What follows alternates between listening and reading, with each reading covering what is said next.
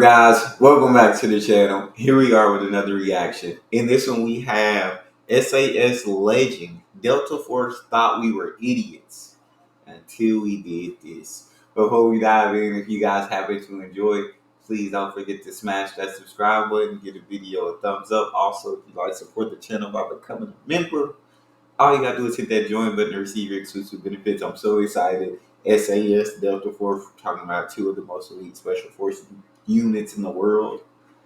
In which the UK will tell you that SAS is more elite, and I'm sure the US will tell you Delta Force. Um, from the videos I've seen, I haven't seen too much on Delta Force, so it's hard for me to make a true comparison. But I have seen a lot on the SAS, and I will say their versatility, their adaptability is absolutely insane.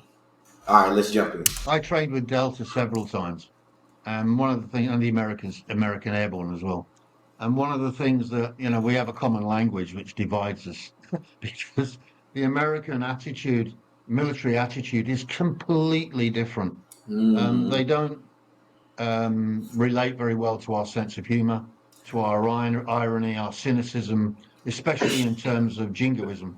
You know, I mean, Americans, oh yeah, we got the most enthusiastic guys in the world, yeah. and also the most rigid when it comes to a job to do. They get the job done. Don't get me wrong, but they're different from us, and they Mm. often struggle to cope with our flippancy and sense of humor. I get that. And I get that. It's just two different cultures. But it is a little surprising to me that the Americans would be more rigid. You feel me? That's kind of shocking in a sense of because I feel like U.S. military, like the tradition. I mean UK military, the tradition, the history, that they would be like more, I guess, rigid, more uniform. But I guess that kind of goes to show you that Brit sense of humor. And yeah, American and British humor is completely different. I enjoy both, but yeah, I guess the U.S. soldiers ain't really relate well. I'll give you one good example. We went to Fort Bragg, North Carolina, in the 80s, and to do cross training in counterterrorism. And the American guys in Delta were so focused on being absolutely serious about everything all the time Mm-hmm. that it started to wind us up a little bit, and they started to follow us and put surveillance on us when we went out, and we noticed it, and we pulled them over in a What? group and said, "Look, we trained you for crying out loud. You think you can follow us?" And We trained you. We taught you how to follow. You think we don't recognize you following us?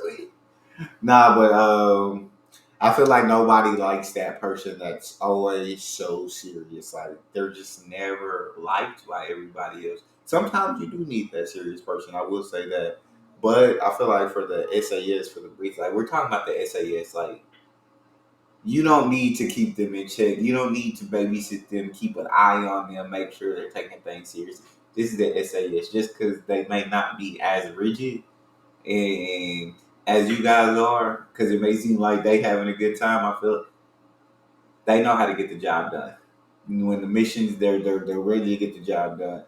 They just not as rigid. They like to have a good time too. It seems. we started to get annoyed, so um, we started playing up and doing the assaults with water pistols instead of us, our blank submachine guns.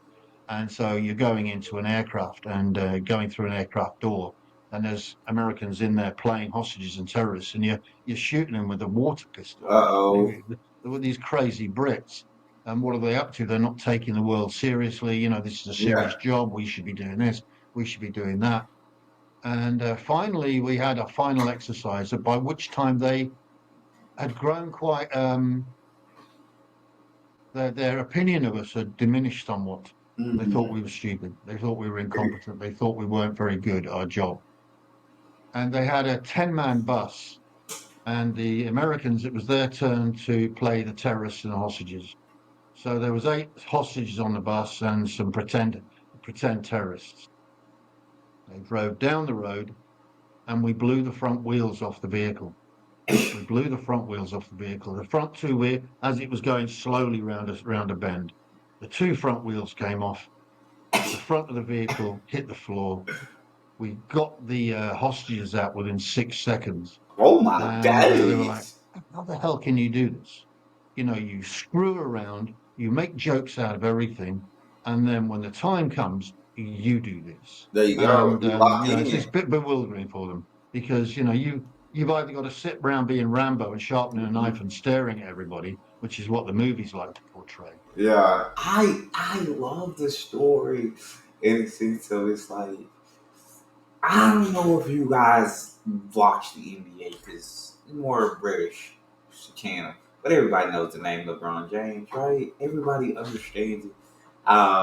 There was a story I heard on TikTok not too long ago where his coach was like, yeah, he went to the back to the Cleveland, and his coach there was like, during the regular season, he's just not seeing the effort, and he's not seeing what's so great about LeBron James. He's like, bro, like you just, and then playoff time comes, and he sees him switch into a completely different animal. He sees him switch into a monster. And he said after that, I never told him like I didn't see him any effort during the regular season, but I told that in the playoffs, like, bro, I ain't gonna lie to you. In the regular season, I ain't see the effort. I ain't see how special you were. But in the playoffs, like he said, you take it to a completely different level. You tap into something that's unimaginable. And LeBron, like, yeah, like I think experience and that to go tie that British Army, the British military has been around for so long, right? That experience, I feel like, along with culture, British culture, but it ties in with them not having to be as serious all the time, but when the time comes, they know how to lock in and get the job done. But outside of that, let's have fun. Let's have a good time. We don't need to be serious all the time. All right, let's let him finish this story. Or you're an idiot. And we were idiots, but we were good enough to be idiots when we had nothing to do, There you and go. then we could switch it on. There you We go. did that at the Iranian embassy as well. We spent all week watching the bloody snooker on television and playing silly jokes on one another. One guy drilled a hole in somebody else's tea mug, and so when he walked away from the tea and there was a trail of tea behind him, somebody nailed somebody's trainers to the floor. Silly bored soldiers, silly jokes. But when it came to the moment, Yeah, bang, we had the kit on and we did the job. So that's a very British thing. That's a very British military thing.